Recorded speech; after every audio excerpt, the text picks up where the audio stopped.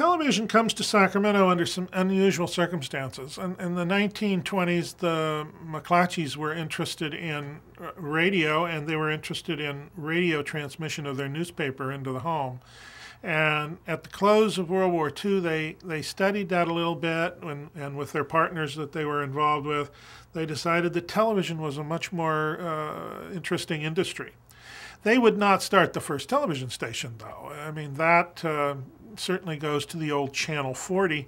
You could say, actually, Grant Union High School put the first television on the air because they built a television camera out of parts that they got from McClellan Field, from radar units. They built themselves a television camera, which they mounted in a barber chair for control, and they took to the state fair. And that's the first television in the region.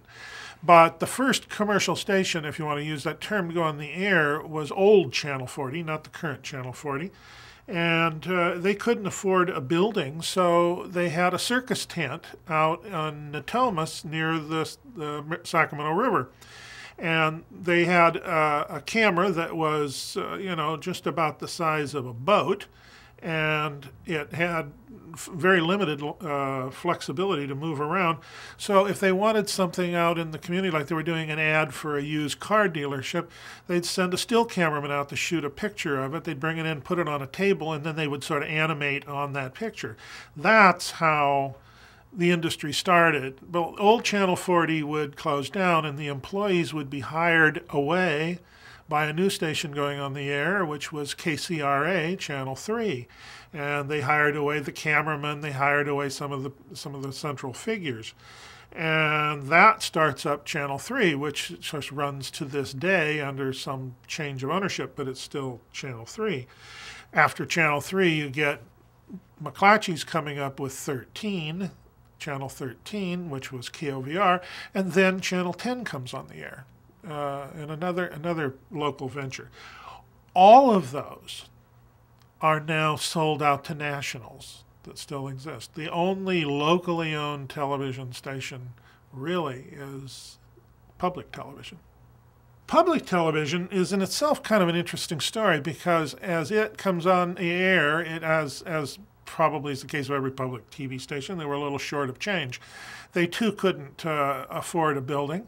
They ended up in the same building that the old Channel 40 was in, the tent, which was by then converted to a more solid structure.